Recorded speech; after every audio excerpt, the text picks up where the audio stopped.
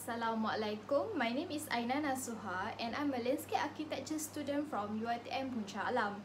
In this video, I will present to you about my landscape design project, which is called as Greenex Bay for Efficient Agricultural Land Use Development in Kampung Sawah, Kuala, Langat, Malaysia.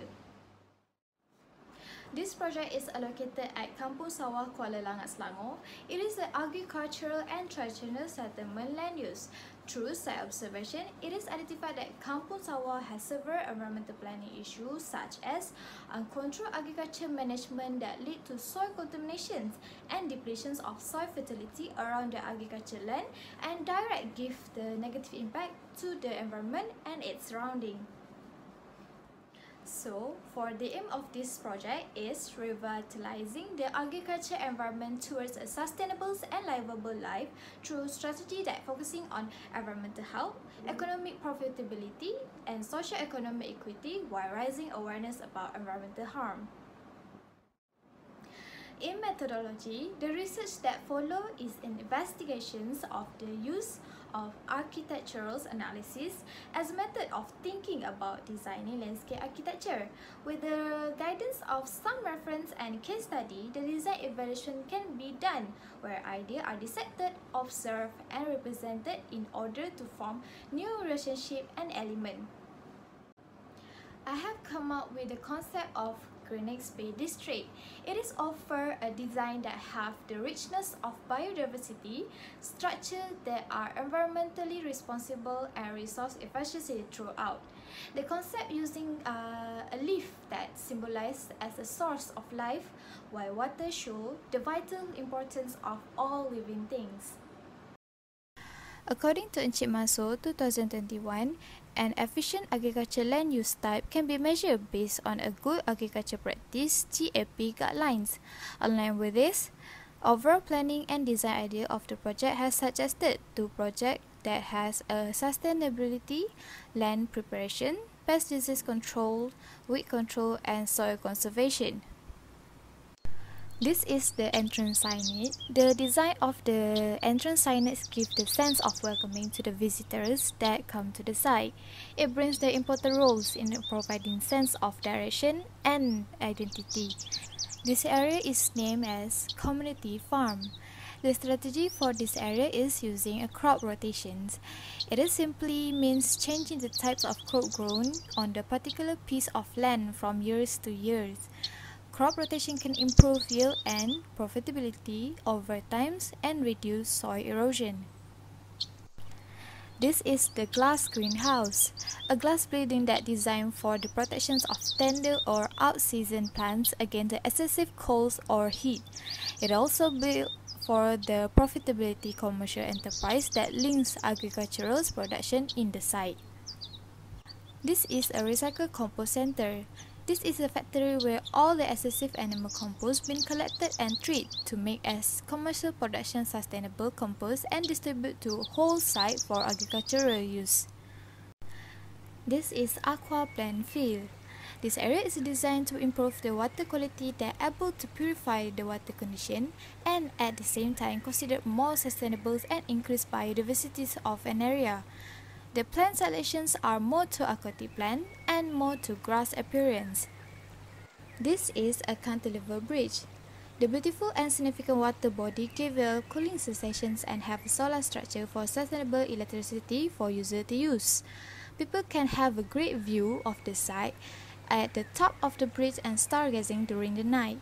From below, terrace retaining wall is built along the Langat River to support the soil from erode. In conclusion, the master plans outline the key strategy to address the richness of biodiversity and structure that are environmentally responsible and agricultural resource efficiency by seeing the natural and sustainable landscape system to improve the site to become a better place. As the result, integrated Greenex Bay of landscape will show as the part of essential framework. In the next of 30 years, hopefully this project can still strive its purpose of reducing environmental harm and create a better human settlement with open innovation ecosystem, and further improvement can be made to further demands and need. Thank you.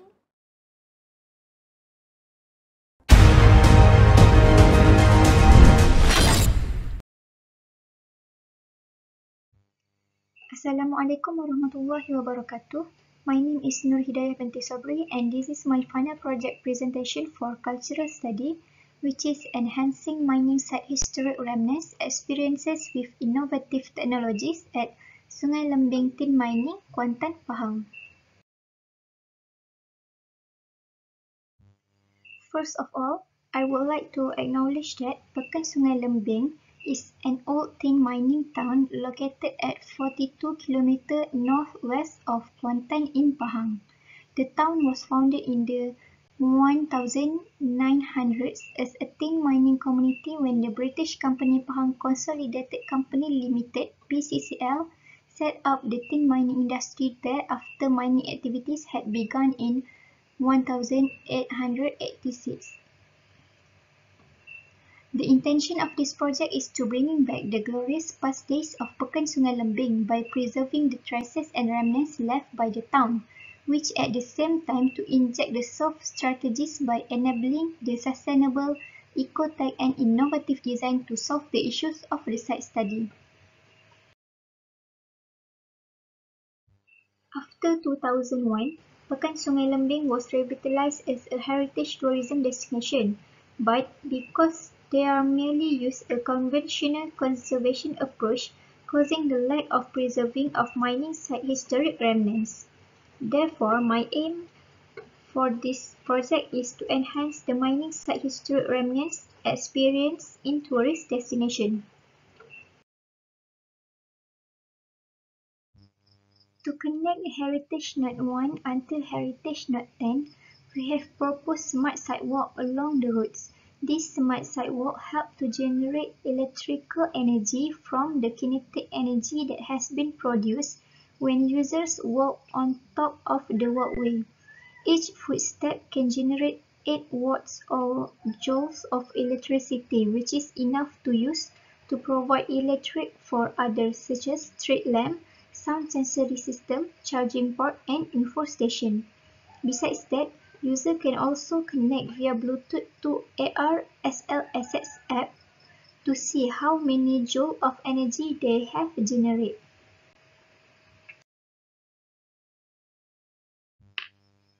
User can experience the old glorious day of Sungai Lembing as heritage mining town by using their smartphone to scan the smart label using the AR SLSS application. Users also will be provided with more detailed history about the remnants building or site. At the same time, at each of the info stations, users can claim the point and collect all the points to redeem rewards at the end of the heritage road journey. The ARSLSX application also provides other features such as video and audio, 3D object, event, donation, historical and directory.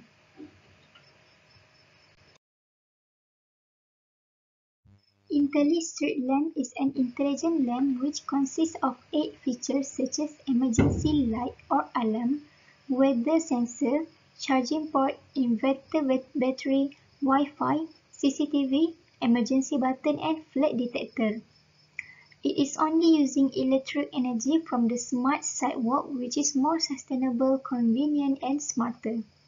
Like we know, Pekan Sungai Lembing famous with the flood issue.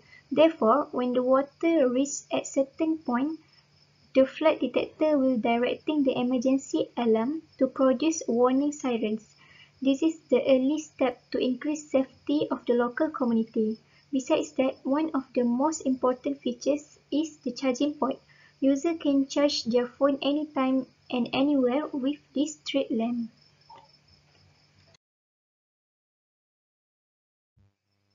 The smart railway has a similar function as smart sidewalk, which can change the kinetic energy into the electrical energy. The kinetic energy was received by the railway through the SL rail bike tire movements on the smart railway. By using the piezoelectric sensor to measure the change in acceleration, temperature or force by converting them to an electrical charge.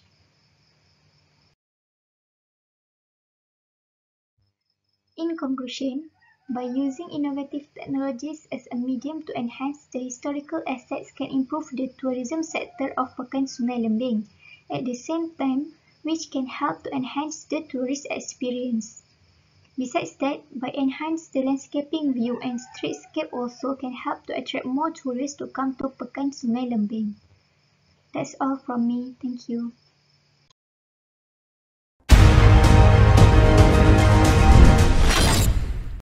Good day, I'm Ali bin Abdul Rahman from University Science Malaysia, and today I'm going to talk about my research titled Design of Autism-Friendly Indoor Space and Environment.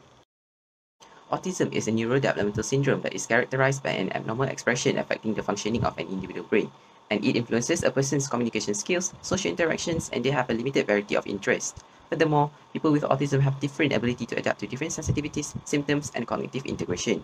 It becomes one of the most complicated developmental disorders that architects have disregarded to have an impact on the indoor environment, as these patients are more sensitive than the typical citizens to their physical environment. Therefore, it is vital for professional designers to incorporate special features and strategy in designing interior spaces that fulfill their requirements.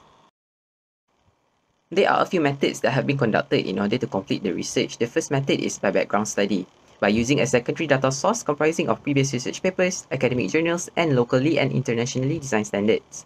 Next is by conducting semi-structured interview and survey with a person who have experience in handling ASD children.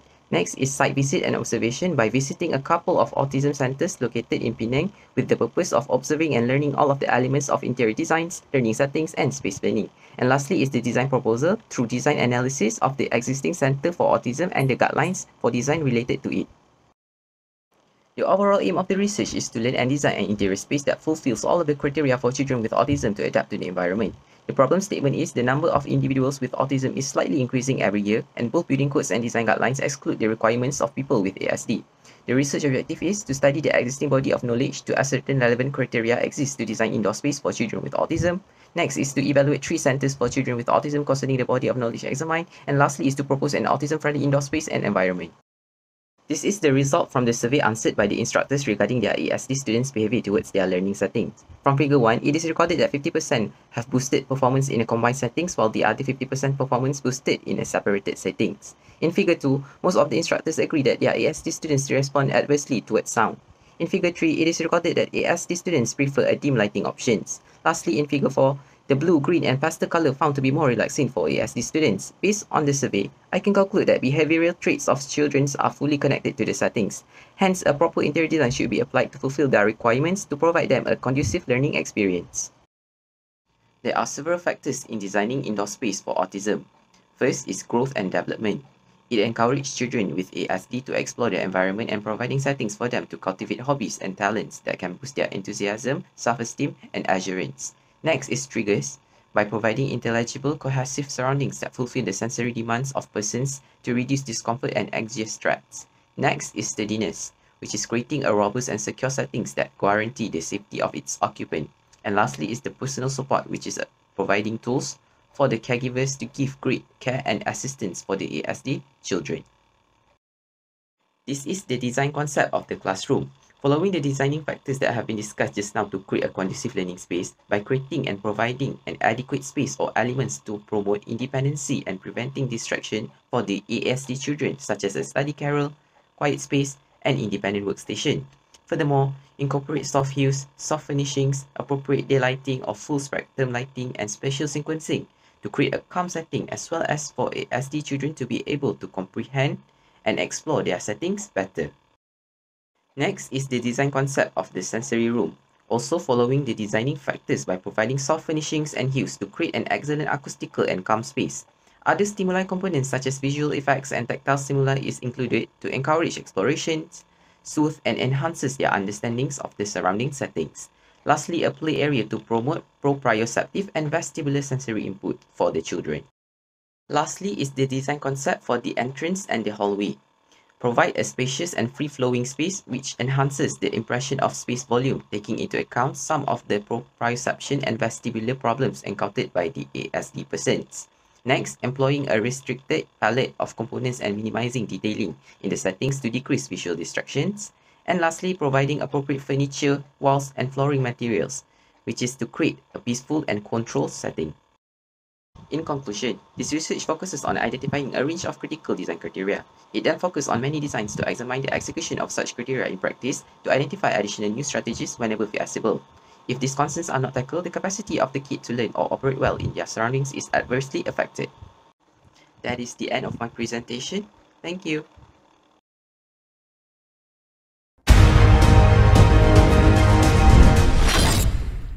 Good days to the audience and respected judges. I am Nilekon from Department of Real Estate, Faculty of Built Environment, University Malaya. In this video, I would like to present to you my research paper, namely Housing Value and Housing Expectation of University Students in Klang Valley. Starting with the research background, housing value in this research are not referring to the worth of a piece of real estate based on the price, but are a set of internalized centers which a person holds, and this value will affect one decision making related to housing behavior. While housing expectation is the assessment of future housing condition after taking into realistic consideration of current or future household condition, and this is different from the housing preference or housing aspiration, which are both based on the desire or norm.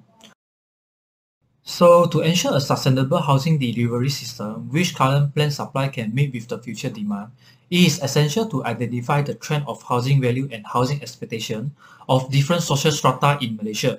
However, little research or study has been carried out with university students as the target population, even though they are the prospective home buyer in the future after they graduate from the university. Moving into the methodology, this research is carried out using quantitative analysis, and responses provided by the international student will be excluded to control the cultural influence on housing value or housing expectation.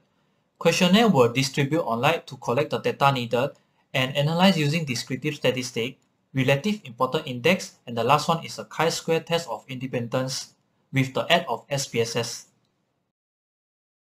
After the analysis has been carried out of the 10 housing value, health and safety was ranked the first by the university student, followed by comfort, and then the third one is the location.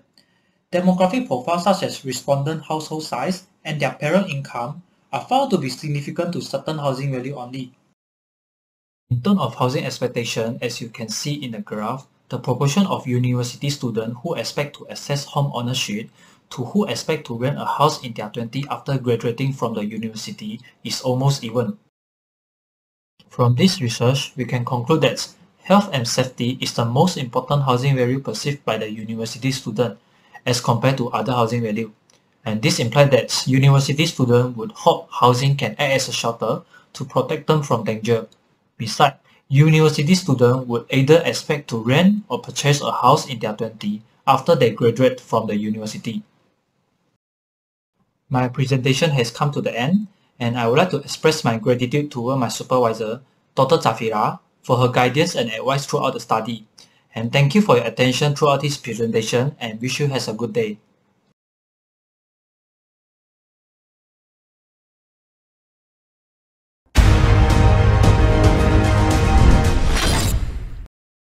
I'm Ashwin Kumar from Department of Real Estate, Faculty of Built Environment, University Malaya.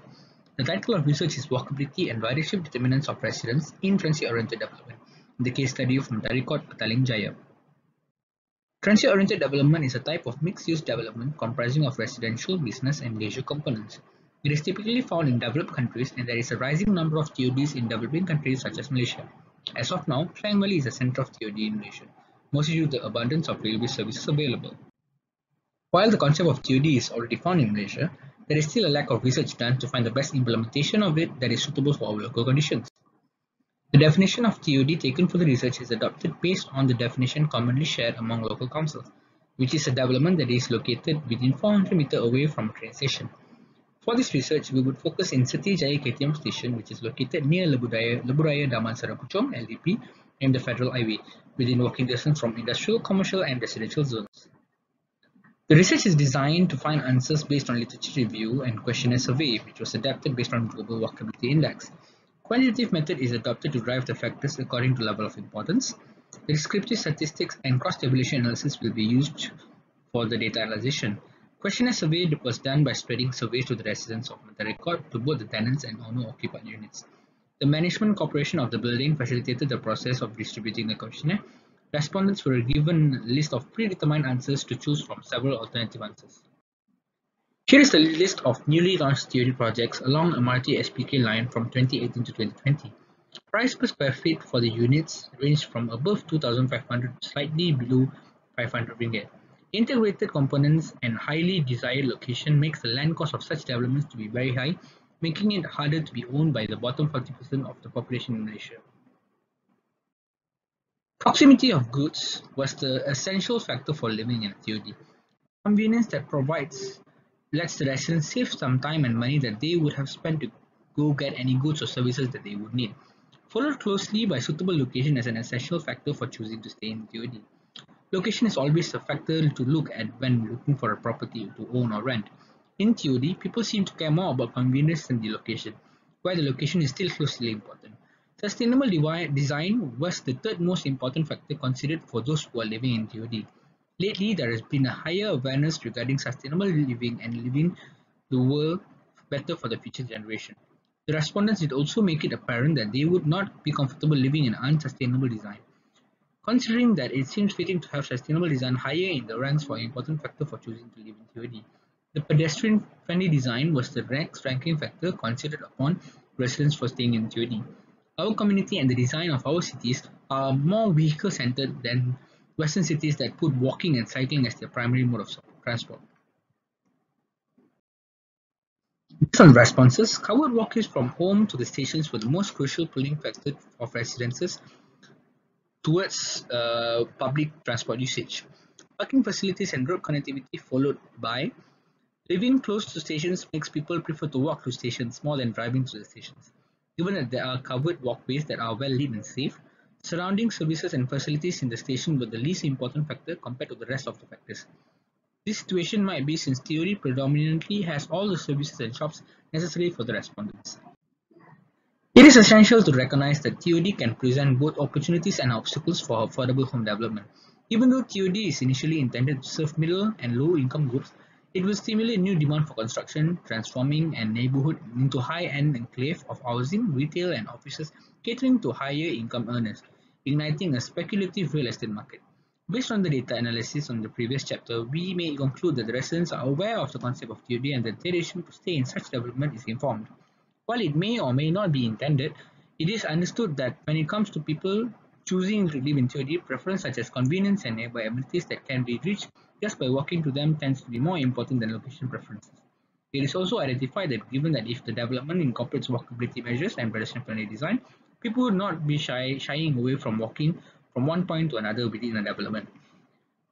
While the problem of property supply-demand mismatch and overhang is going on in Malaysia for quite some years, civilians might not look at TOD as attractive as it since the market is sensitive to the price point of the properties.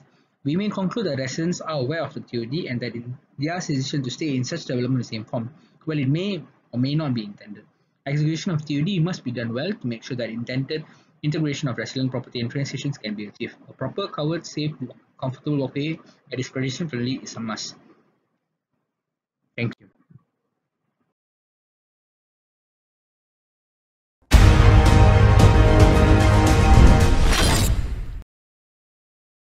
Assalamualaikum warahmatullahi wabarakatuh. My name is Muhammad Naim Aiman bin Muhammad Khairi, and today I will explain on my research made regarding two factors contributing overhang condominium in Kinta district.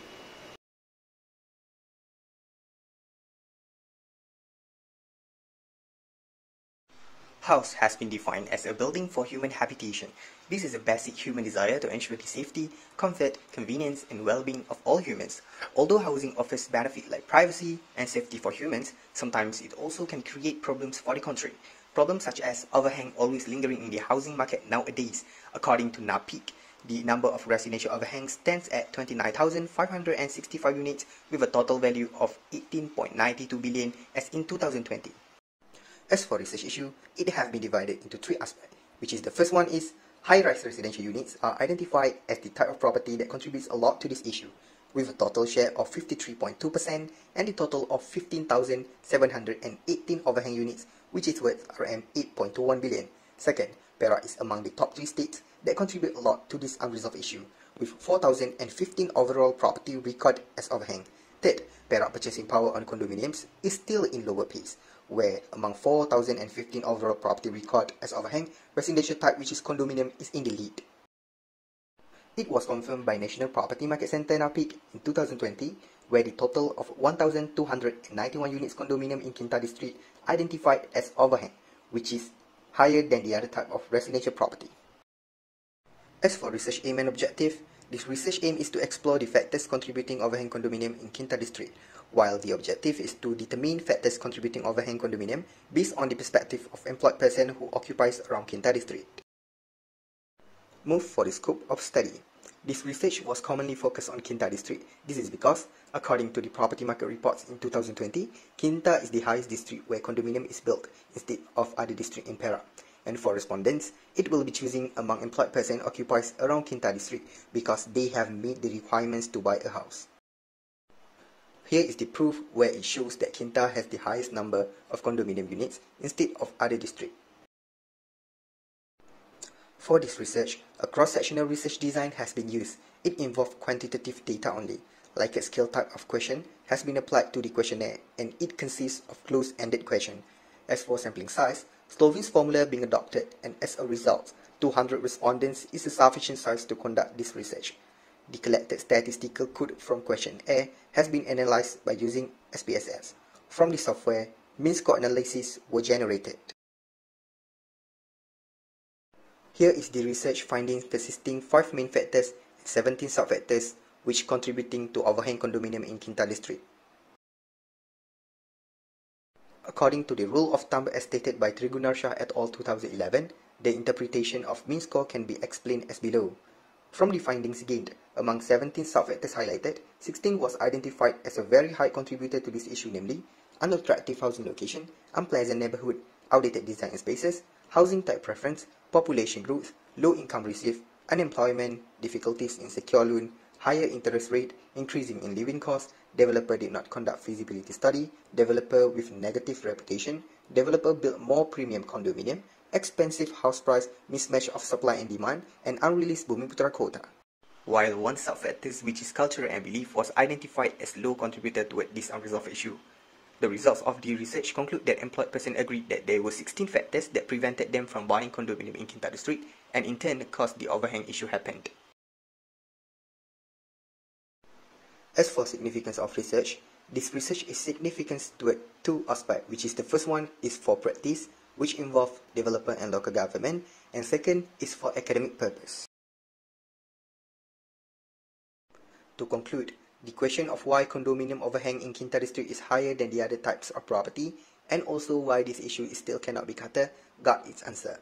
As many sub-factors contributing to this issue are acknowledged, it is advisable for the local government to take further initiative such as controlling the approval given to developers. Developers also need to take into account the factors which acknowledge as a very high contributor to the overhang problem before develop any development, as this will not only make them lose in profit, also affect the available land and the entire ecosystem in Kinta district.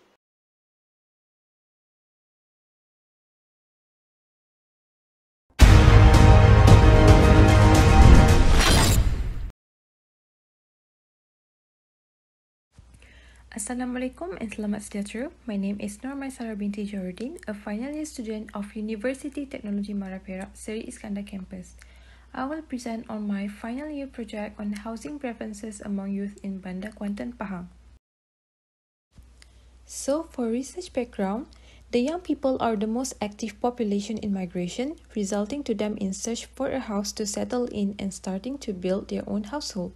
The housing preferences of the youth serve as the basis to project and forecast the demand, which evasively assisting the government to govern the housing policies.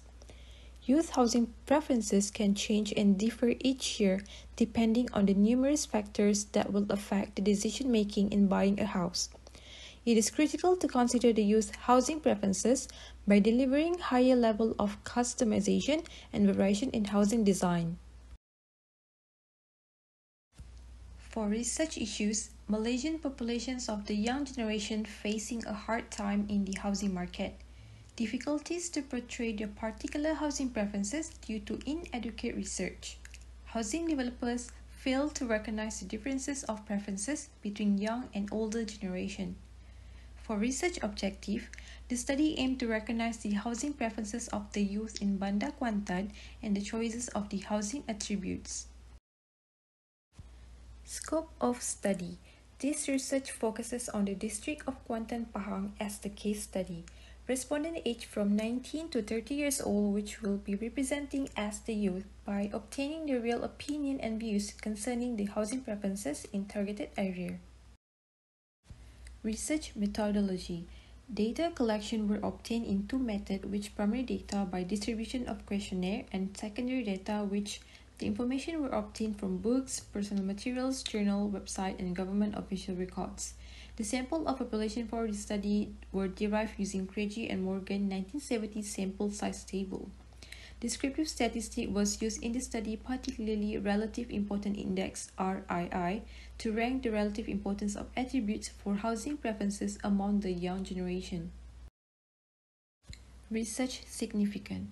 For home buyer is to increase knowledge about the property market trend and make the right decision before purchasing house without jeopardizing personal housing preferences. For housing developers, to develop housing scheme and considering the home buyer's preferences, wants and needs. For government, to join forces with private developers to improve the home ownership rate among the youth, increase the revenue and profit from the property transaction for economic growth of the country. Research findings. During the preliminary data collection, there were 114 respondents participated by answering the questionnaire through Google Form. The top 5 housing preferences chose by the respondent are safety and security, price of house, income level, proximity to amenities, and number of bedroom and bathroom. Safety and security ranked first with a total score of 0.9439, as most of the respondents take it into account in their housing preferences. Among all 13 attributes, social preferences ranked the last place as the least important. To conclude, housing preferences act as the basis for forecasting housing demand to assist the government in regulating the housing policies. Past study primarily reviewed the issues of housing from economical views. Future studies should elaborate more on the housing preferences, focusing the young generation in Malaysia. Thus, it is very essential to understand the factors that concern by young people to meet their housing preferences, as they can drive up the demand for housing in the near future.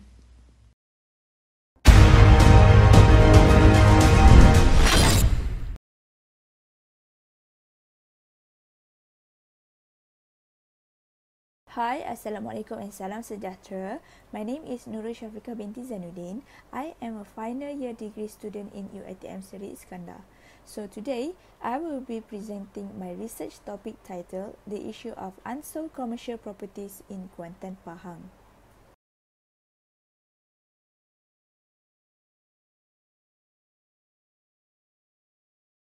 Are you ready? So let's get started. So to start my presentation today, the content that I will be presenting today consists of abstract of the research, introduction, literature review, and conclusion of this research regarding to the issue of unsold commercial properties in Kuantan, Pahang.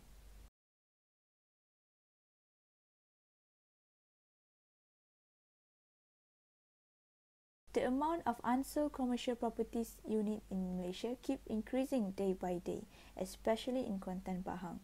Therefore, the objective of this study is to identify the factors and reasons that contribute towards the issue of unsold commercial properties in Kuantan, Pahang. Based on extensive literature review carried out, previous research has shown that this issue occurs from several main factors, namely unattractive and non-strategic location of the commercial property, strong supply-side reactions to the various signals in the market, a combination of a cyclic real estate market, economic factors, public and basic facilities, financial loan, developers' background, current stock of shop or house completion, political system interference in the real estate development process, and the situation of pandemic COVID-19. So as an introduction, this study aims to identify the factors affecting the number of unsold commercial properties in Kuantan, Pahang.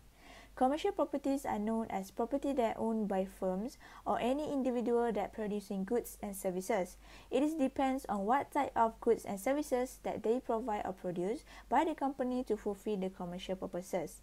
However, during the pandemic COVID-19, it was found that the real estate sector, particularly the commercial property, was also severely affected. Even though the number of unsold properties in Kuantan is not that high compared to other states, there are still variety types of commercial properties in Kuantan that are not owned by anybody for a certain period.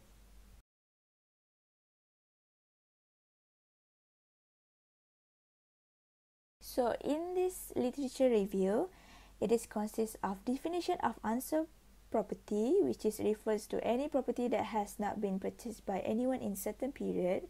Also consists of types of commercial property in Malaysia, and also the issues of unsold commercial properties in Kuantan, Pahang. So the trend of overhang commercial property from H1 2018 to H1 2020 is keep increasing up to 29,941 overhang units in H1 2021. In Pahang, the overhang status of commercial property in 2020 is up to 633 overhang units, which is quite higher than other states. Therefore, from all the literature review that have been done, I have summarized findings into this matrix table.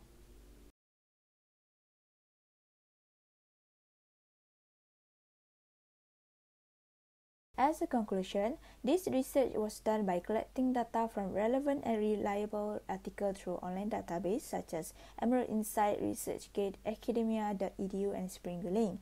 This study hoped to give a future insight on current issues of unsold commercial property in Kuantan, Pahang, while identify the best solution to overcome this issue for the benefit of all. This slide shows the references of all of my findings related to this research. And that's all from me. Thank you and have a nice day.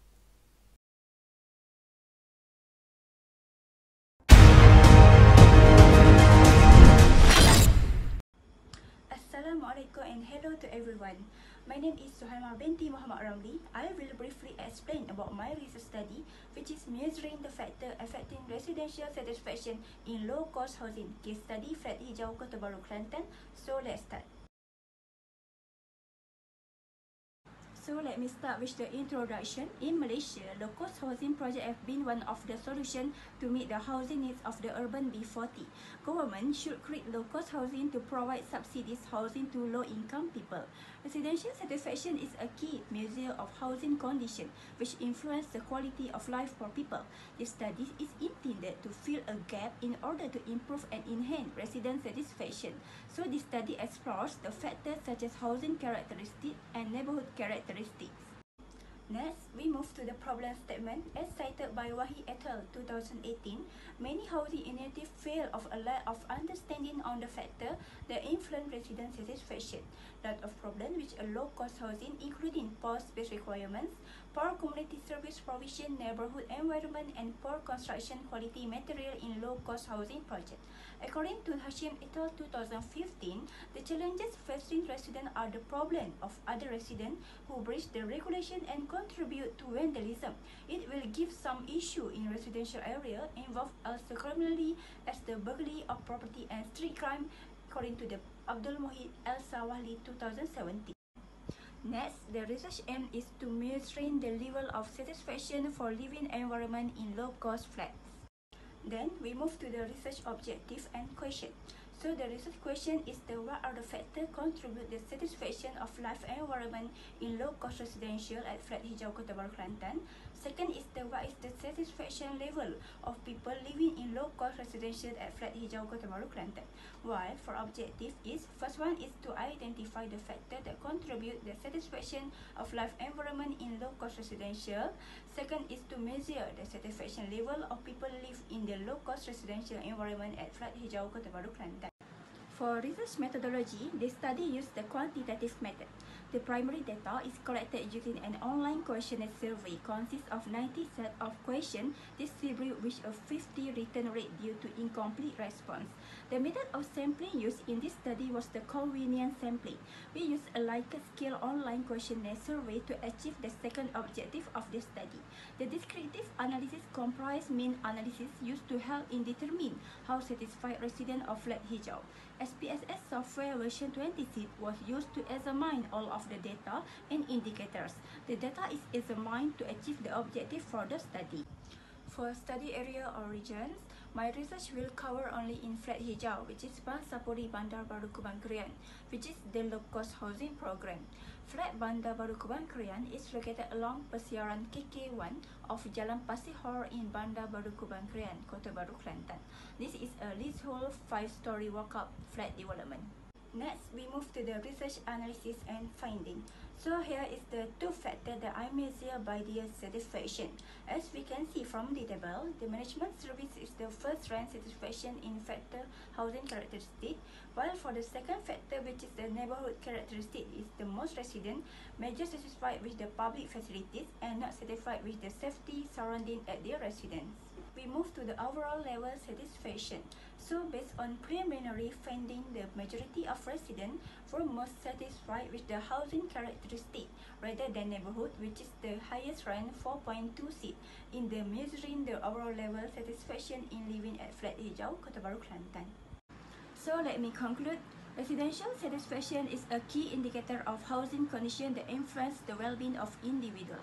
Majority of respondents strongly agree that the housing characteristic element has the greatest impact on their level of satisfaction when living in a low-cost flat. Future low-cost housing development will be eligible to utilize the finding of this study to improve the quality of low-cost housing, especially in neighborhood characteristics. The suggestion also recommend that the building of low-cost housing project should prioritize residents' need over their effective demand for housing. Then, this is the references for my short video.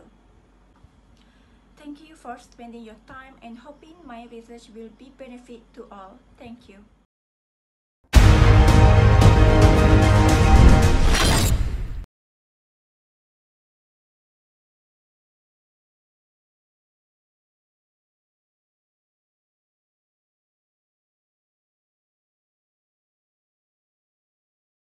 Assalamualaikum warahmatullahi wabarakatuh. My name is Wan Nusharina binti Wan Ishaq and my thesis is about factors affecting affordable housing supply in Selangor.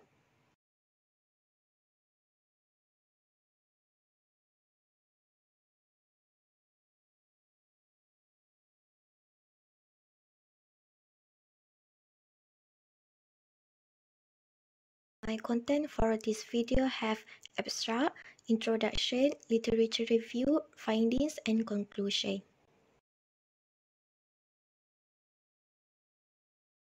For the abstract, the lack of adequate number of affordable housing projects in Malaysia has been an acute problem that has made Malaysian affordability to purchase a house is decreased. Hence, the purpose of this paper is to identify the factors affecting affordable housing supply in Selangor and to rank the main factor affecting affordable housing supply in Selangor. In this paper, qualitative approaches were adopted by using the method of interview with 2 respondents from Ministry of Housing and Local Government.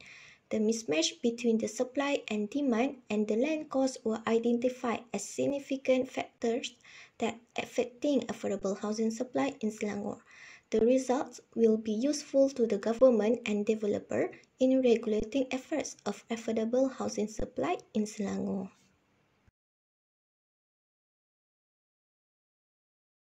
As for the introduction, the lack of adequate number of affordable housing projects in Malaysia has been an acute problem that has made Malaysian affordability to purchase a house is decreased, especially in the major cities such as Selangor, Kuala Lumpur, Penang, and Johor.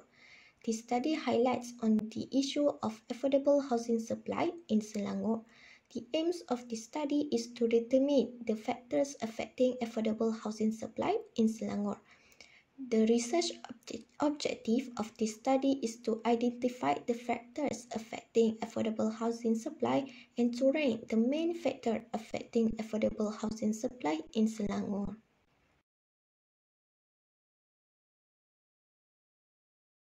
After that literature review, affordable housing can be described as a connection between housing and people. It is a family selection decision mechanism between housing and non-housing product expenditure. There have many factors to determine the lack of affordable housing supply, such as the mismatch between supply and demand, oversupply high-end property, housing price relative to household income, changing economic development, construction costs, and land costs.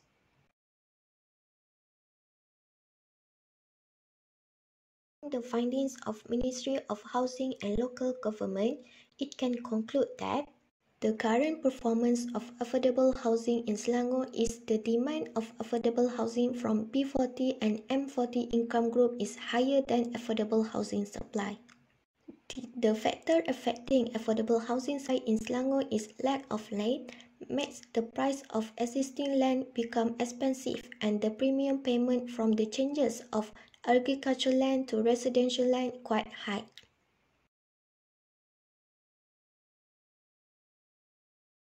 In conclusion, the research was done by collecting data from two officers of Ministry of Housing and Local Government and reliable article from Emerald Insight, ResearchGate and Science Direct. This study hoped to give the future insight on affordable housing supply in Selangor, and it might help the government and developer in regulating efforts to ensure the affordable housing supply is adequate to the residents in Selangor to able owning a house.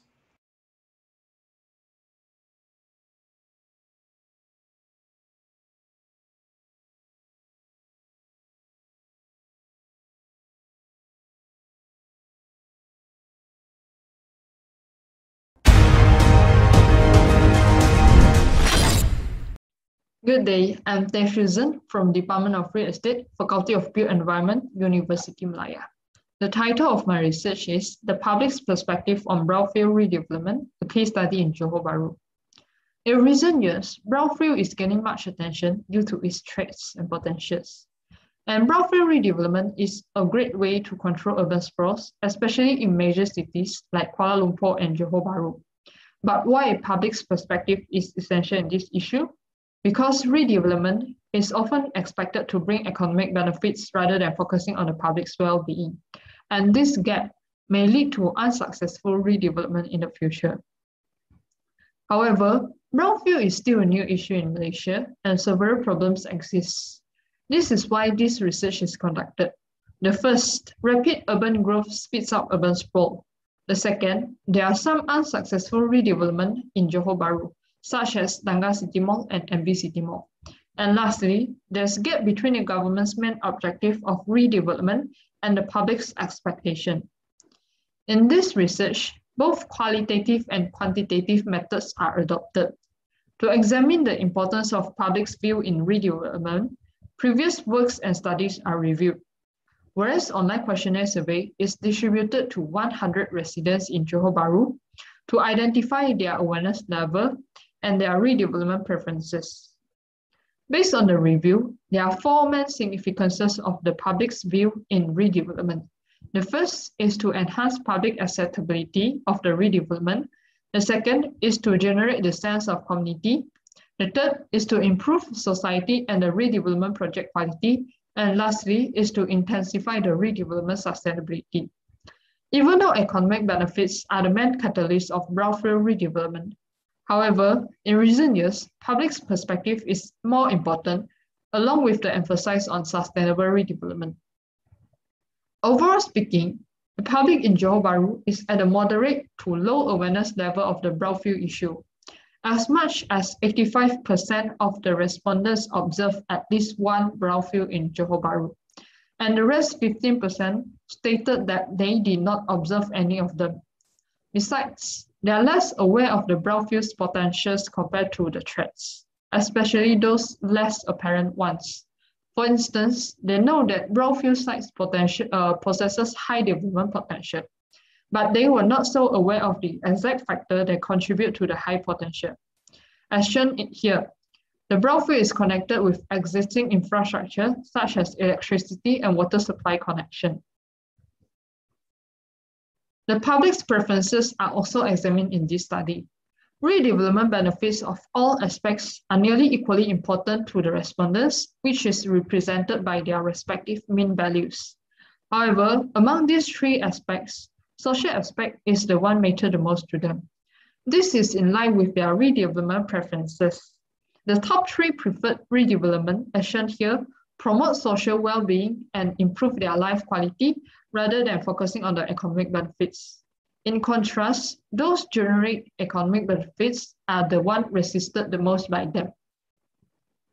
Another interesting finding of this research is that the respondents' background affect their choices of preferences, and age is the factor affect their choices the most. To conclude, the public's role is crucial in complementing the successfulness of the brownfield redevelopment.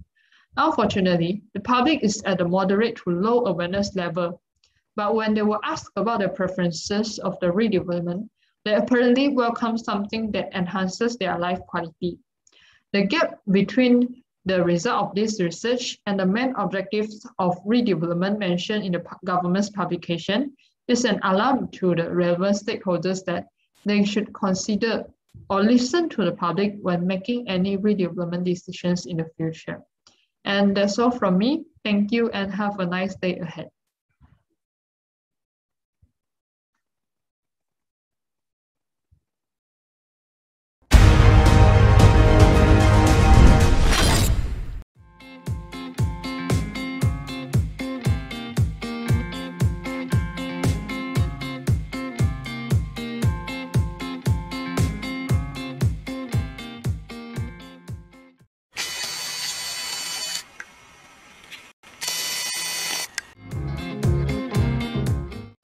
Hello, my name is Ahmad Izzat bin Anwar and I'm going to present the introduction of our project, which is the application of GIS in monitoring the potential of flood risk area of Teluk Panglima Garang towards sustainable landscape development in conjunction with the 5th International Undergraduate Seminar on Built Environment and Technology 2021.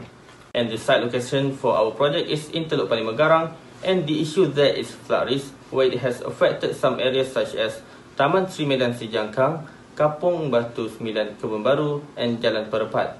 And the effects from this issue is that it can cause flash flooding, potholes, and also landslide. From this issue, we have chosen the analysis needed, which is the M analysis to analyze the slope and condition of site in 3D mapping. That is watershed analysis to derive features such as stream network, and water flow. And lastly, overlay analysis to establish the potential area of flooding in Teluk Panglima Garang. Our case study or sample of project is based in Sus River in Morocco, where the research is conducted to determine flood risk area, and they produce a slope map to measure the steepness of site, land cover to analyze the surface covers on ground, and DEM map to visualize the elevation of site. Our second case study is located in Sungai Sembrong, Johor Bahru, and the study is conducted to determine potential area of flooding. The final product of the study is in raster data, but due to our availability data, the outcome of our project will be in vector data, which is more simple and understandable. And next, there are three main objectives of our project, which are to analyze the slope and condition of site through DM analysis, to identify and prioritize the areas that has high probability of flood hazard by using watershed analysis, and lastly, to identify the flood-prone areas in Teluk Panglima Garang by implementing the overlay analysis as part of the planning method in the study. For the second board, it is our flowchart on how we manage, we organize and making use of the data to produce this analysis in ArcGIS. The method we use is basically what are we being taught on the lab exercise, but the difference is what actually the data is. Now we go into our last board, where we will discuss the output of this process and what can we do with the analysis. The first one is the results of each analysis, which is DM analysis. We can visualize the slope of TPG in 3D, and we get to see where is the most high risk which is high ground, and low point for low risk. In watershed analysis, we can see the area which have water basin and water body. Then we overlay both of the analysis by using overlay analysis, and end up we get the final map where are the potential area of flood risk. We have a bit difficulties on doing watershed analysis which we cannot do field process because the data is missing their geographical reference. So our first step, we put the geographical reference. Unluckily, we still failed to do the field process. Then we recognize that this is because error 010067. Then we search in Google on what to do. Then we follow the steps given like what we put in our flowcharts. What we can do actually if we get the data. Okay, because we have the precipitation data of TPG, then we can actually guess which area can contain a return water and which area are probably will face with flash flood. So what we can do, if we know which area are prone with flood risk, we can do a long-term and short-term planning on how to prevent flash flood. There are 4 ideas of design that we can propose to the area according to suitability of the site, with the main character of the design in according to their land use. For the final output, we list down on the map several places, name of flood prone area that we need to note down for future. Lastly, these findings are practically function to coordinate the urban development planning in TPG to prevent flash flood in the future. The solution provided also beneficial on landscape planning with aesthetical value. We believe our GIS finding require a responsive action to help the development planning in this region.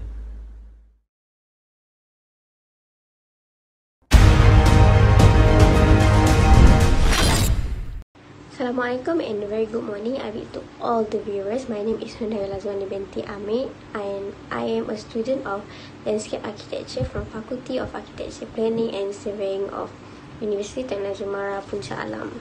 My topic for this project is the uniqueness cultural landscape of Pantai Redang Sekinchan as a potential for ecotourism. This project considers the coastal area as a balanced and connected human ecosystem in which the whole is greener than the sum of its existing parts. Challenges are addressed and opportunities are developed in each of the specific projects, and in the greater pictures, the relation and integration between the innovation and the traditional culture is carefully considered. Pantai Redang Sekinchan is a rural coastal area that is located at 25 Jalan JPT 45400 Sekinchan. This study was conducted for the tourists, local hawker and local people at Pantai Redang Sekinchan area. The method that is adopted for this study include landscape characters assessment through a site inventory, site interview of the local people, site observation, and also by using landscape character mapping which applied to the study area of Pantai Redang Sekinchan's profile through the National Register Criteria (NRC). The landscape criteria are initially classified in terms of its eligibility in physiographic character, the association of event with property, design or construction, and also by potential information according to the National Landscape Department through a detailed observation. Besides, the human-environment interaction is one of the most important interaction in the cultural landscape that provide the structural and harmonious combination of people and place. Scenery and sensory of all the landscape features contribute to visitors' experience, while the tourist activities such as river cruising, wildlife watching, sunrise and sunset observation could provide scenic and sensory experience to the tourists. Hands-on activities such as farming, fishing and gardening offer new experience to the tourists to invigorate their visits. The site inventory was conducted within the coastal area of Pantai Redang Sekinchan. The mapping was done to identify and classify the observed land characteristics found along the route. The data collected document the significant landscape features by recording the landscape features using a camera and a GPS. A recorded view at any area that was promoted as a tourist attraction based on preliminary study such as the Wishing Tree, Datuk Kong Temple and Rumah Pokok, and places that have potential to attract tourists were also conducted. The characteristics of the area were inventoried using a checklist that was developed based on the literature review of rural landscape by using 6 main significant through first, quality of scenery, strength of attraction, range of accommodation options, distinctive cultural and heritage, accessibility to main tourism centre, and lastly is general services and infrastructure. Since 2014, Pantai has gradually developed to be a tourist attraction. This tourism without a proper spatial arrangement will put enormous stress on the local land use, which will cause 3 main issues, which are first, the deterioration of tourist development. These issues will affect the accessibility and also the deterioration of spatial arrangements, where there are a domination of parking zones at Pantai Redang, Sekinchan, and the isolated beach or coastal area that has lack of accessibility from the fishery industry at Bagan Sekinchan and the Bagan Sekinchan community. Secondly, poor blue-green infra services and lack of knowledge to sustain the fishery and tourist industry without exploiting the environmental conditions. And lastly, this following area had caused the loss of traditional practice, where the tourists, there are poor existing condition of cultural structure, and also there are lack of appreciation of traditional culture from the local people and tourists. This project will focus in the long-term development. The project's design objectives are first, to give benefit by innovative design in physical aspect. In terms of changing human perception is to create unique activities in appreciation on the uniqueness of Teochew traditional culture. Third objectives are to manage an innovative system that can integrate and sustain the site through ecological dimension. As a conclusion, the cultural landscape notion has the potential to have unique value in Asia and to serve as an ecotourism industry.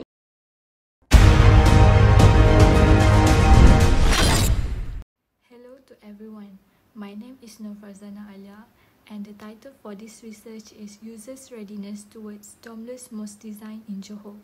Mosque is an important part of a Muslim social and religious life. The current contemporary mosque in Malaysia was still regarded as a continuation of previous Islamic architecture, and the most common influence element is a dome. By focusing in the area of Johor, do the mosque users ready for domeless mosque design in the future in order to diminish the imitation? First of all, let's take a look on literature review. First one is the evolution of mosque architecture in Malaysia.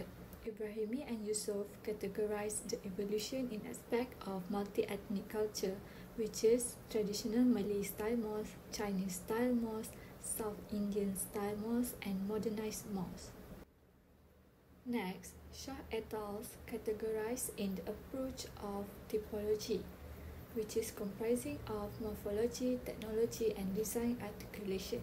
Meanwhile, Ahmad categorized in different periods of Malaysia's history, comprising of vernacular mosque, colonial mosque, and modern mosque. The next literature review is significance of domes. The review from the previous study found out dome is a symbolic element in Islamic architecture, act as a roofing method, provide a natural light, and provide a vertical ventilation to the mosque. Next, we move on to the perspective on dome execution. From the point of view of previous researchers, dome is an enormous investment, has becoming a stereotype architecture. The existence itself do not affect the primary function, and it is for the aesthetical purpose only. It is also contribute to high life cycle costs. The next one is methodology. A quantitative method was conducted in this study.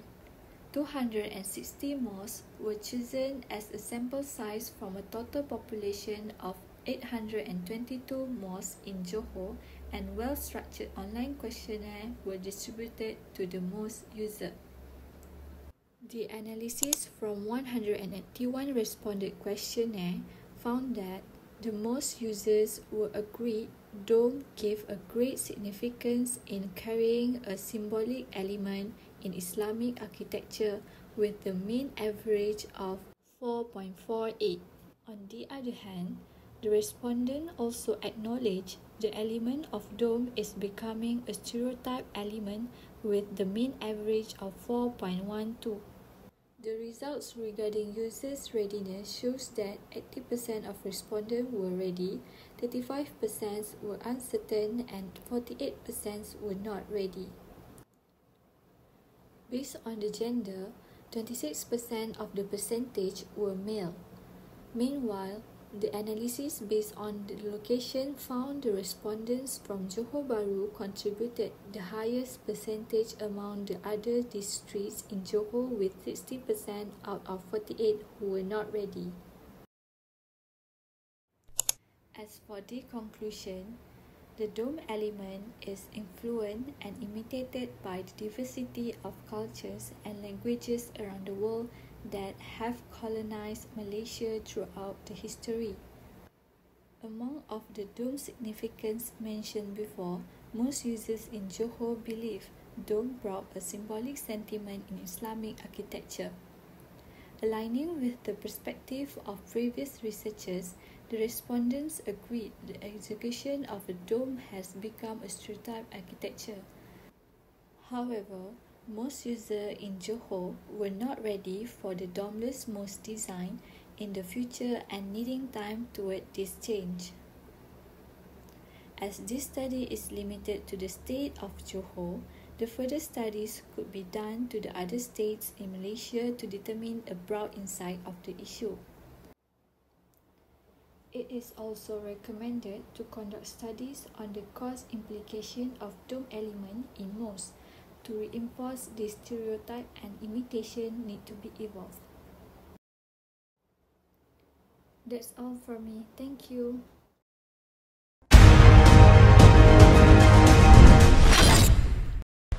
Assalamualaikum and selamat sejahtera.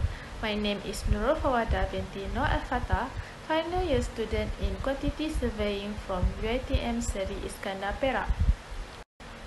My topic is Facilities Management Satisfaction for Mosques in Johor.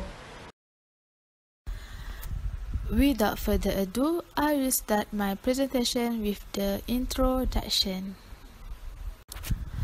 As we all know, mosque is a vital institution for Muslims to perform their prayers that can bring people together to perform their obligation as a Muslims. Rusty 2004 mentioned that religious buildings can be defined as a place of worship that are designated for individuals or a group of people to together perform acts of devotion, honor, or religious study. While for the facilities management in a building has emerged as a huge field which requires professional and specialist assistance to ensure that a building is effectively maintained, conforming to all standards of proper preservation.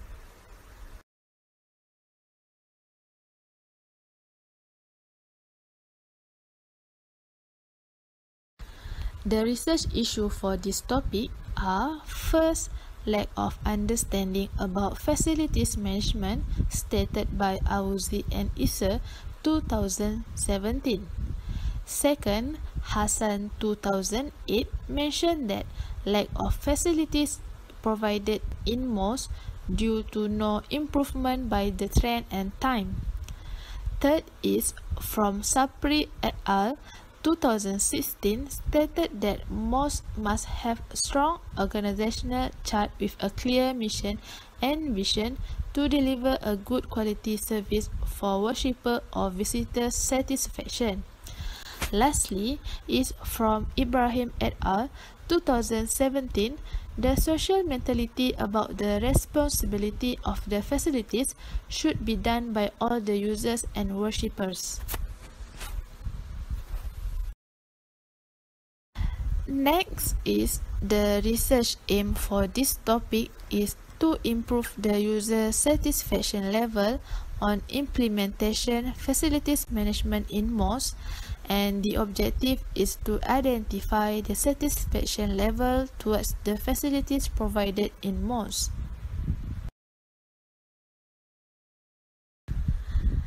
After that, for the research methodology for this topic is divided into 3 phases, which is the first phase is to identify the research topic, establish the research aim and research objective, and the literature review. For the second phase is methodology and data collection by collecting questionnaire survey. For the last phase is data analysis and make a conclusion and recommendation. Next, for the study area or region, for this topic, the sampling method used is simple random sampling. The selection of case study is malls at Tangka and Muar Johor. The sampling frame for this topic is worshippers, visitor, facilities manager, and organization team of the malls. The limitation for this topic is the time to collect the data, location, and the respondents.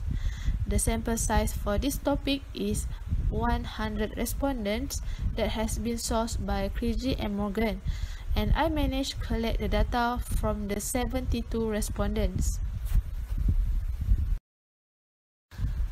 Last but not least, for the research analysis and findings, the satisfaction level towards the facilities provided in the malls is rated at a green level, or the majority is at the high rank. The top 3 main elements of the facilities provided in this topic are efficient and proper management practice, strong financial performance, and participation from stakeholders. These findings also supported by Bakri et al.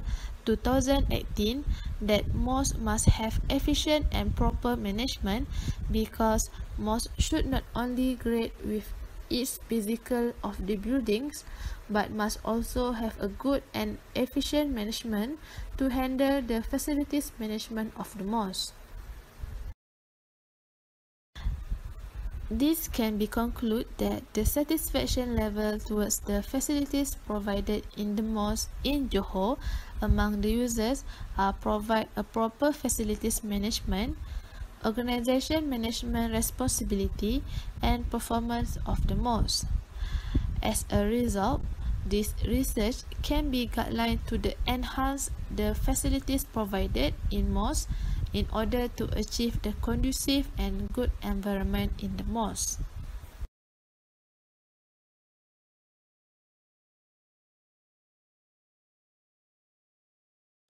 And that's all from me. Thank you for listening. Have a nice day. Bye.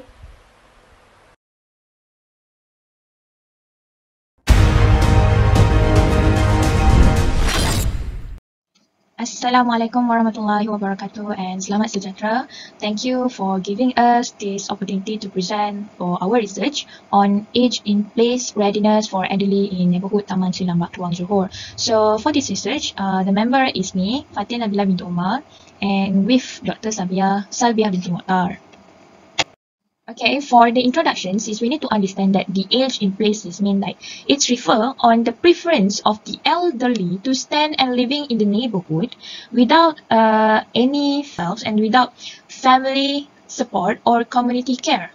So this study is discussed the neighborhood readiness in Taman Sri Lanka, Tuang, to age in place for these populations. However, the lack of the planning for the elderly make the challenge for the elderly residents to stay aging independently as their wishes. So as we know, Malaysia is already increased of this aging population. However, we know that Malaysia planning strategies is shallowly to implement and practice the essential needs for these aging populations to complete their wish to age in place, especially in their residential area. So the issue is a concern about on how they will be stay in the neighborhood safely, independently, as we know that most of the residential or their neighborhood is a lack of an age-friendly design, especially on the pedestrians, the road conditions, and also the recreation area. And then secondly, the lack of security and conduciveness in the neighborhood. So we know that these peoples, even though they had a low rate crimes in the neighborhood, however, they feel anxiety. So the anxiety attack them on how they will feel insecure, feels not safe, and so on. So, and thirdly, for the lack of the quality recreation spot for the elderly, as we know, this population will be the one who is spending much time in their neighborhood. So they need a quality recreations for them to go and having a healthy life and also practice the active aging. So all of these problem statements had been discussed for this research. For the brief literature, firstly is the neighborhood characteristic had been extracted from the guidelines of physical planning for elderly by Plan Malaysia in 2018. And then secondly, measuring the age friendliness of cities by WHO in 2015. And also we also look on the livable community indicator for sustainable aging in place in 2013. So all of this literature that had been extracted, there are only 4 neighborhood characteristics that we extract for. So the firstly is the safety and security in housing and environment. So a sense of safety is actually the significant traits to achieve the age-friendly neighborhood, and it also encourage the use of universal designs which are safe, barricade-free, comprehensive, environment, accessible, and also multi-generational options. And then secondly, pedestrian-friendly neighborhood, which is the neighborhood should be shaped as a pedestrian-friendly. They need to be secure, wide, obstructions-free, backwards, covered walkways, or anything that will be convenient for walking experience by Beyond 2020. And then thirdly, the one of the characteristics is a high quality recreation area. So the high quality recreation is actually encourage these aging populations to spend their time outdoors, participates with the physical elements, and enable the peoples to participate in the neighborhood. It's actually to relieve tensions, increase health, and also promoting the active aging. So for the safety on the road, so because of the some of the limitations, physical, medical conditions there, which is possibly giving a troubles for these older. Okay, for the methodology, this study is using the two type of the study, mixed mode, which are qualitative and also quantitative.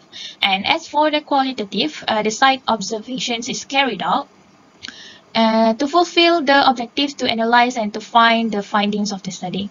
And 40 sets of questionnaire had been distributed among the local target from 50 years old, including their partner. So that after we had go through on the methods and analysis, so based on the findings, we need to we need to understand that how we need to control the crime rates in the neighborhood. So even though the rate crimes shows that the neighborhood in Taman Sri Lamba is not high, however, the elderly is preferred to feel safe in this and secure in their neighborhood, and then the elder is especially the one of the vulnerables. They are the one easily attacked by the prey, and then maybe they need a medical treatment and long-standing. And then secondly, what are the preference in their neighborhood is a pedestrian friendliness. So the pedestrian friendliness is sometimes it has a lack of on the convenience walking area. So because of that, they cannot to enjoy in their neighborhoods as the people will be healthy. And then the quality recreation. So these two is actually practicing the healthy life and active aging. And then the secondly for the road conditions is the need for the elderly for the special parking for them. So all of these elements, all of these findings is actually reflected on the brief literature that had been discussed. So all of these neighborhood characteristics is actually giving the good framework for us to understand that the need for the elderly to stay aging in a place. Okay, so that's all from us. Thank you for listening.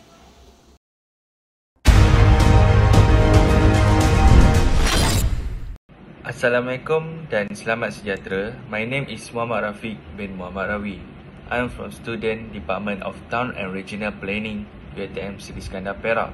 My topic is impact of the small-scale industry activity in Mukim Pulau 3, Perak Tengah on the local socio-economic and physical aspect. SME comprise 84.1% of the total number of the manufacturing establishment in the metering sector in Malaysia. SME also provide 44.2% employment opportunity of the total workforce in the metering sector, 48.9% and 1.7% respectively in the total value of the fixed asset. SME create many jobs, contribute to increased national saving and save foreign exchange, create better income distribution, assist in the producing and improve skill. First research issue is the rural industry conduct in the study area in the small scale business. So it can provide a large employment opportunity to the population in the term of the improving the social economy of the local people. The second is the most of the young people are less interested in the small scale industry. This is because the small scale industry in the study area is the low productivity and they are not able to work the extra time.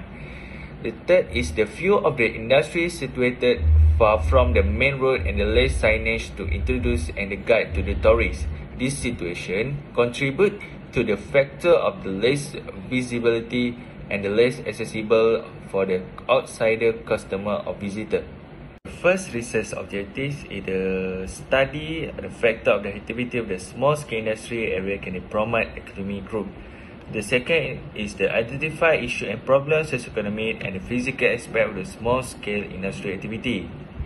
The third is to analyze the impact economic and physical of the industry activity for the entrepreneur and the local perception. And the last, they recommend the strategy to improve the socio-economic and physical aspect of the small-scale industry in the study area. The next is the scope study. The first is the type of the industry activity and the number of workers. The second is study small-scale rural industry, which include the involvement of the local community in the rural industry. The third is the study of involved agency, the playing a role in the progress and development of the rural industry. The next is the method. There are two types of the survey form used for this survey, namely small-scale industry, entrepreneur and worker and local resident. During the interview, a detailed questionnaire was prepared in advance by using questionnaire. For the entrepreneur survey, the study involves 6 entrepreneurs. The study conducted on the local resident has involved of the total of 40 respondents. The LR, they have 3. The first is the definition of the small-scale industry. Small-scale industry are a business that keep income, assets or a number of employees below a certain threshold. Small industry located in the rural areas can be equated with the rural industry, especially for small industry based on the local national material. The second is characteristic of the small-scale industry. The first is organization, capital, employer, location and production technology. And the third is the type of the rural industry. They have 3, manufacturing, second food and third is farming. The study area is the Mukim Pulau 3. The study area has a population 4,238 people, covering 30,000 hectares. There has 6 small-scale industrial product. The Mukim Pulau 3 is famous is labu sayong and the waste made from soil.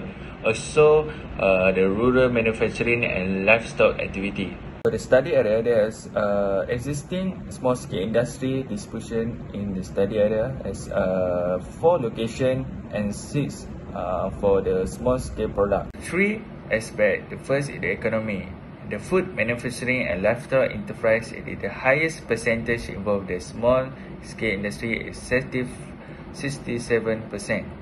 The second, the socio-economic of the local resident also increase for the extra income with the job opportunity for the resident.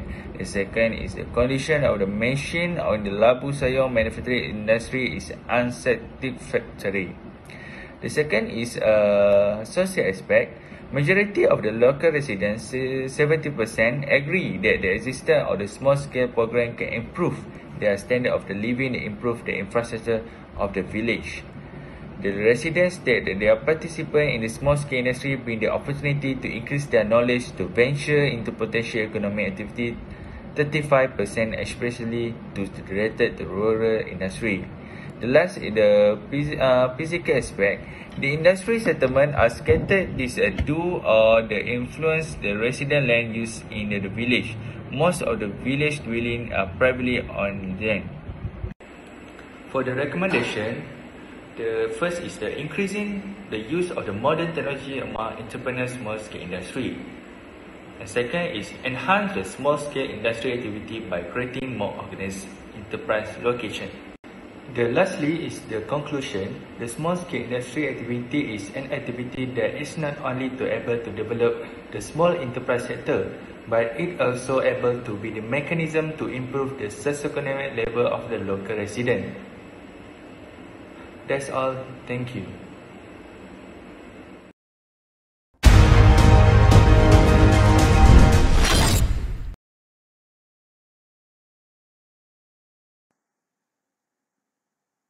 Assalamualaikum, I'm Muhammad Zamri bin Amran from Cluster B, Architecture and Planning.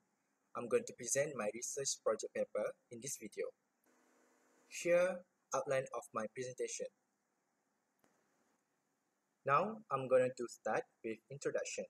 In the passion of providing various facilities to meet the needs and demands of visitors by the authorities or even private sectors who prioritize profit and cleanliness, has created an imbalance to the environment in coastal area.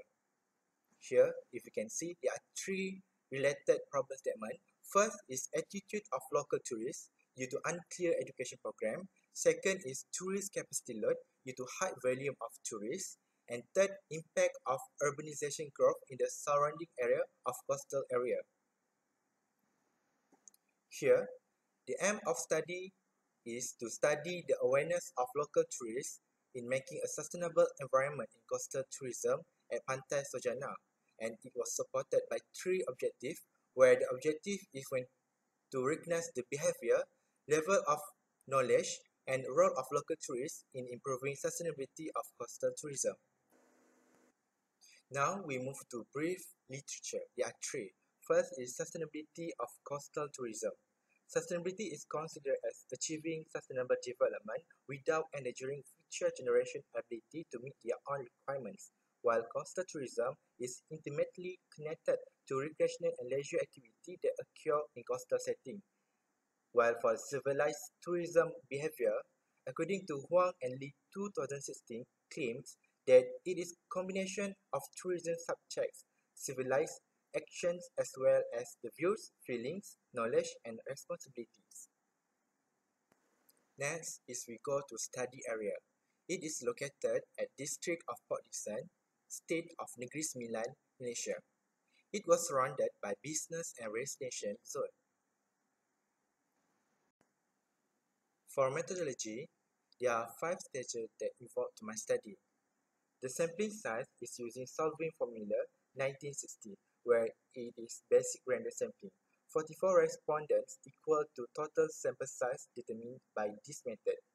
Other than that, the data has been analyzed and interpreted from SPSS software. For findings, there are 3 points, where these points are related to issue and objective of the study. Finding number 1 is related to attitude of local tourists. It leads to insufficient parking because the amount of existing parking is quite limited to accommodating an excessive number of vehicles. Finding number 2 related with knowledge of local tourists. It is because irresponsible users are not concerned and appreciate the provided facilities due to lack of knowledge. And finding number 3 is role of local tourists. Most local tourists are also fearless in dealing with perpetrators of damage in coastal areas by reprimanding them and making reports. Now, we move to recommendation. The first recommendation is policy on coastal tourism area. The policy on enhancing concept of coastal tourism management will minimize and giving limited negative impact on Pantai Sojana coastal recreation zone. The second recommendation is awareness campaigns. It able to educate relating on conserving the coastal area and maintaining the environment for future generation. And last recommendation is short-term parking. Has the potential to alleviate traffic congestion during peak tourist hours. This form of parking is only available for persons being dropped off or picked up. Innovative technology concept will be implemented in this area. For conclusion, tourist awareness will determine the sustainability of coastal tourism, even though the overall findings are not worrying, but precautionary steps should be taken seriously. Good cooperation from local tourists will give a good example to other stakeholders involved. Here is highlighted references that I'm using for my study. That's all for my presentation. Thank you.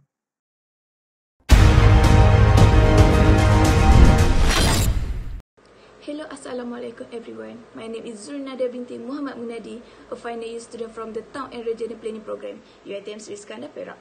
Let me introduce my study, which is Youth Affordability to Own a House in the City. Case study Shah Alam, Selangor. Concerns have been raised that young families cannot afford to buy a home due to rising housing price and increasing living costs, especially in urban area. This study explored the housing affordability among young households and identified the suitable housing affordability among this group in Malaysia.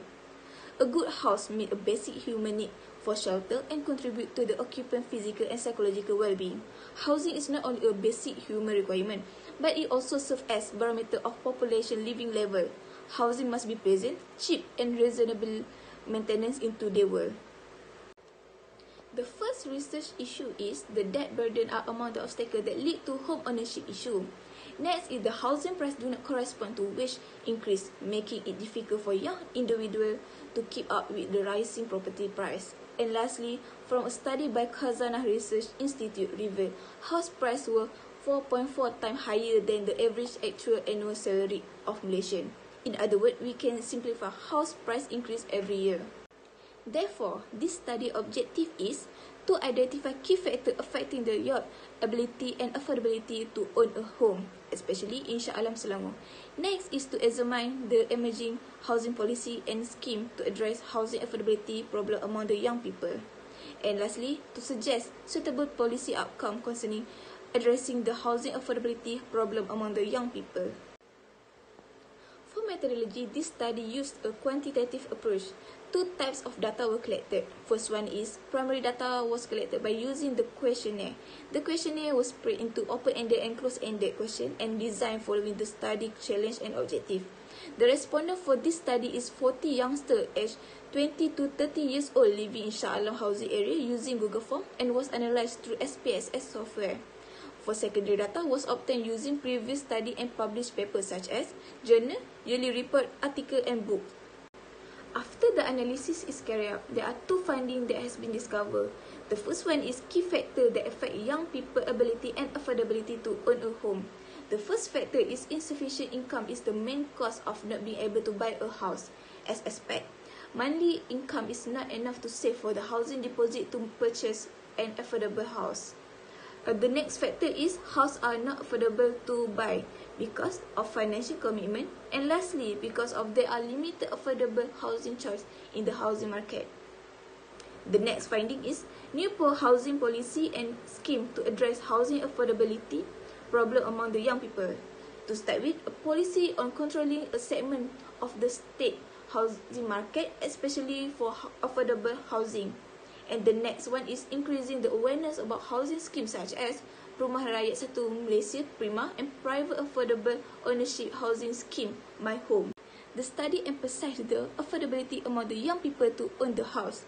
It highlights the mismatch between the price of housing and income that caused the unaffordability among the young people to buy the house, especially in the Klang Valley.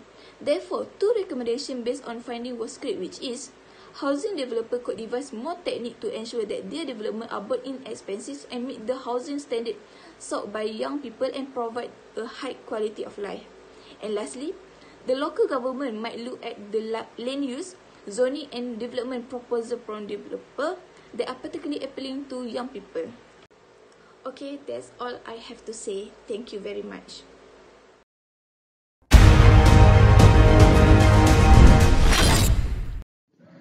Assalamualaikum.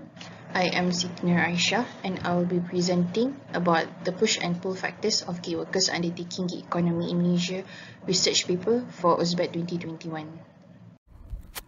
For background study, firstly, what is gig economy? Gig economy is a flexible and short-term contract works where those working in gig economy mainly connects and communicate with their employers and also customers through online platform. Gig economy emphasizes digital connectivity. Those working in gig economy is famously known as gig workers, and these gig workers are known to work independently and in isolation over geographically expansive areas, with them having a high presence in online labor platform. Gig workers consist of highly skilled gig workers and also low skilled gig workers. Highly skilled, for example, professional freelancers, and low skilled gig workers, for example, delivery food riders. In Malaysia, gig economy has started to enter our country even since 2010. However, it is widely known starting 2017 and is mainly popularized by the younger generations of Malaysia. This is because gig economy helps to provide job opportunities for the younger people, because the demand for job is higher than the job vacancy available in market, especially for the fresh graduates. Because of the COVID-19 pandemic, gig economy has known to elevate in Malaysia, especially in urban areas. This is because gig economy has helped to reduce urban poverty and improve the well-being of urbanites by providing urban employment opportunity. Despite the emergence of gig economy in Malaysia has helped to provide employment growth for Malaysians, there are also hidden perils of gig economy towards gig workers in Malaysia, especially in the long run. Firstly, gig workers are in the risk of exploitation, especially in terms of pay and working hours, because there is no rights and regulations to protect the rights of gig workers. This results them to suffer unfair pay and have no control on their work times. Next, the gig workers also face risk of precariousness that relates with safety and health, as injury rates among gig workers are high. They also have to bear the expensive medical bills themselves, due to them not having a medical insurance. These issues for gig workers clearly oppose with Sustainable Development Growth SDG 8, which is to promote a decent working and economic growth for all workers, including those precarious workers. Gig workers in Malaysia do not enjoy the benefits and protection like permanent job employees, and they are in high risk of being exploited and oppressed by their clients and also platform providers. Gig workforce is seen to rapidly grow despite the perils and vulnerability it brings to gig workers. This may be due to gig workers having their own motives of working in gig economy, despite all the perils that gig economy brings to them. Thus, this research intends to examine the factors that drives these gig workers in Malaysia to undertake gig economy. So the research question is, what are the motivation factors of gig workers undertaking gig economy in Malaysia? And there are three objectives. First is to determine the main push factor of gig workers in Malaysia. Next is to determine the main pull factor of gig workers in Malaysia. And lastly is to determine what is the overall main factor of gig workers undertaking gig economy in Malaysia. The proposed theoretical framework for this research is constructed using self-determinant theory, because this theory outlines two types of motivation, which is intrinsic and also extrinsic. Extrinsic motivation is also known as push factors, and push factors are factors that influence someone externally, for example, lack of income, while intrinsic motivation is also known as pull factor, and pull factor are factors that influence someone internally, for example, like enjoyment. According to the literature review that has been done for this research, there are 5 items under push factors and also 7 items under pull factors. The methodological approach used for this research is quantitative descriptive research, because this research proposes to determine the descriptive data of push factors and pull factors of gig workers undertaking gig economy in Malaysia. Besides, quantitative research is chosen because it uses a larger sample size, which helps to enable the generalization of findings to a broader population. Quantitative research method is also used because the data obtained will be summarized using numerical figures, which is easier for readers to understand. The instrument used in this research is online survey questionnaire, and the questionnaire was developed based on the theoretical framework that has been constructed. The data is collected through online survey and is analyzed using descriptive analysis, and the analysis is also carried out using the SPSS software. For the first finding of the research, the respondent consists majority of young people, which shows that a majority of gig workers in Malaysia consists of young people, because gig economy has helped to provide an alternative employment opportunity for the young people, especially the unemployed fresh graduates, retrenched workers mainly due to pandemic, and also the unemployed people waiting for a permanent job. A majority of the respondent also states that they start to involve in gig economy from a duration of 6 months until 1 year, which suggests that gig workforce starts to elevate more during the pandemic because of increasing unemployment in Malaysia. The current work location for most respondents is in Central Region, which encompasses of Kuala Lumpur and Selangor. This indicates that Selangor and Kuala Lumpur are driven by the urban growth and commercialization in Malaysia, and this supports the fact that gig workforce is high in urban areas due to the high supply and demand of gig workers and also customers in urban areas of Malaysia. For the findings of the main push factor is financial purpose. This is because gig economy is considered a flexible alternative for Malaysians to generate income, whether as a primary income or as a side income to support their livelihood. Most respondents also agree that to gain more skills is the main pull factor that pulls them to undertake gig economy in Malaysia. This is because by gaining more skills, by working in gig economy, they can also expand their knowledge, which eventually helps in their career development for the future. The main overall factor of gig workers undertaking gig economy in Malaysia, according to all the items in push factors and pull factors, are financial purposes. While the main factor, as a general, which influence gig workers of this research to undertake gig economy in Malaysia is pull factors. Gig economy is important in Malaysia because it provides urban employability, which can also help to foster urban economic growth. Thus, by providing social protection for gig workers, this can help to provide a safe and decent work environment for them, which eventually helps to create a more sustainable urban economic growth in Malaysia. Gig economy can be either a necessity or a choice for Malaysian gig workers because aside from providing income, it also helps them with career development. Since the gig workforce in Malaysia is increasing day by day, this shows that there is a high possibility for gig economy to be among the main work of choice for future generation even after the COVID-19 pandemic has been curbed, due to all the benefit it brings for an individual aside from obtaining an income.